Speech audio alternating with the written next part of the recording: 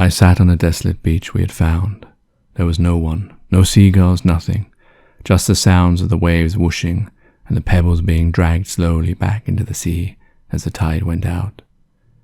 Jenny swam the ocean blue, and I just stared at it as the waves came in and out, another ever constant in a world that had lost its meaning. Or had it? To the world, this was back to normal. Maybe it's the time with humanity that was the odd bit. This must have been like that time when man was in his infancy and nature was still flourishing. The skies above were dark and blue as the sun set in the corner. Bright orange was the sun today. But as beautiful as this scene was, it could not help lift my weary spirits. All I could think of was one action I had carried out a few days ago. In my mind I could still see that hospital as the windows exploded. I imagined the fires burning alive those strapped down patients, the agony they must have been in as slowly their legs caught alight, and slowly the wicked flames would creep up their bodies like a spirit in the night, until they were fuel burning bright. I could hear the distant screams over these images as we drove off in the red bus for miles. What had I done? In a fit of rage had I done something that at given time I would not have done. The guilt had taken over my personality. I felt like a condemned man, and yet it was I who was free, and they who I had condemned. The waves crashed in again. The small trickle of water wetted my feet, as I imagined what those doctors had done to those patients, all the gruesome operations they must have performed whilst they drank and laughed. How can it be that man can inflict pain on others and not feel it himself? How does one disjoint his conscience from his actions? Maybe if I knew, then I could do this and believe that what I had done was for the benefit of those patients. Yet I cannot help wondering, as they burnt alive, as the whole bodies were engulfed from their toes to their eyes, whether they thought me their saviour or executioner. Jenny had joined me and dried herself off, placing her wet body on the dry sand, and saw that my face was less than happy. She tried to lighten the situation by her jokes, but my heart was too low to be lightened, however much I tried to show enthusiasm. She asked me what was wrong, and at first I did not answer, but then I thought, what was the point of keeping it in? So I explained the situation. She knew it anyway, and tried to reassure me, but in her eyes I felt too that she had thought what I had done was wrong. Even when she drove the bus, as the glass shattered in her eyes when first mine caught hers, I saw a change, a look of almost horror mixed with shock. She tried to move the conversation onwards and began talking about where we were going to eat today. She said she had seen a restaurant not far down the beach, which she said might be nice. I agreed, but what we would find there would be another thing.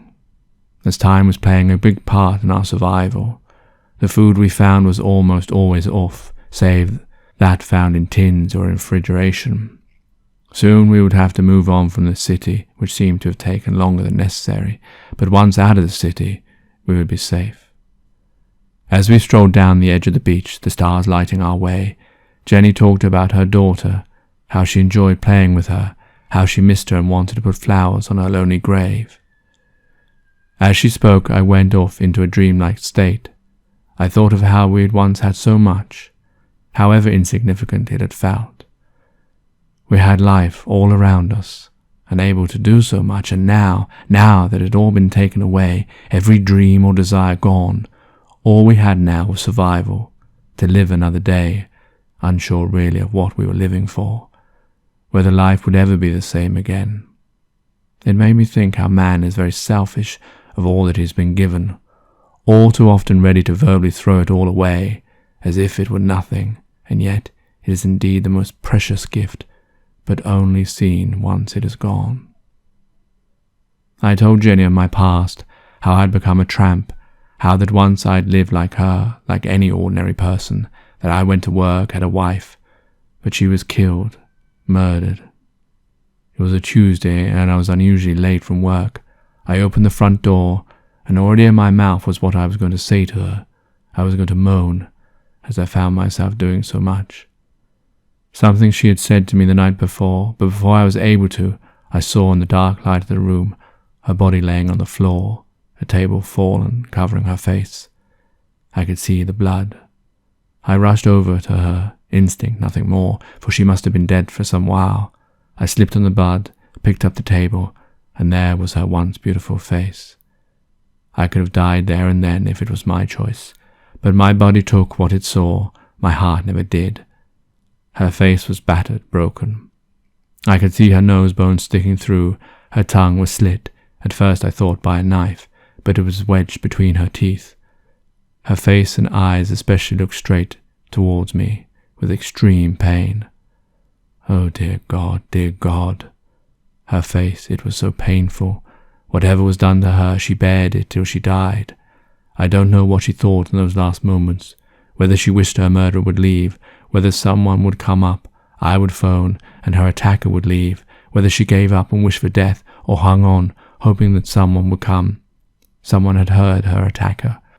I don't know whether she had thought as she died that this was it, that she would never see me again, whether she had forgiven me our arguments, whether she did love me in that moment, and wished just to hold my hand and gaze into my eyes one final time.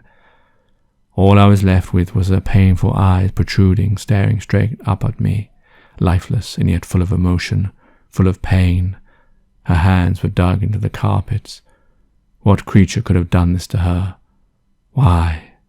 Why?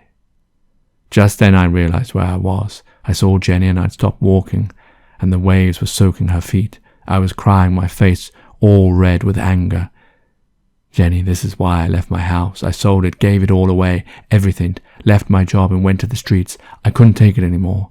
The police never found her murderer. They never gave me any answers, any motives, nothing. I was left with her death, the last thing imprinted on my life. From thence onwards I was just dying, ever so slowly dying. Jenny took hold of me and hugged me. Even that reminded me of my wife, and I broke down and cried, my tears dropping to the sea below as the tide came in and washed away the lost souls that had found there.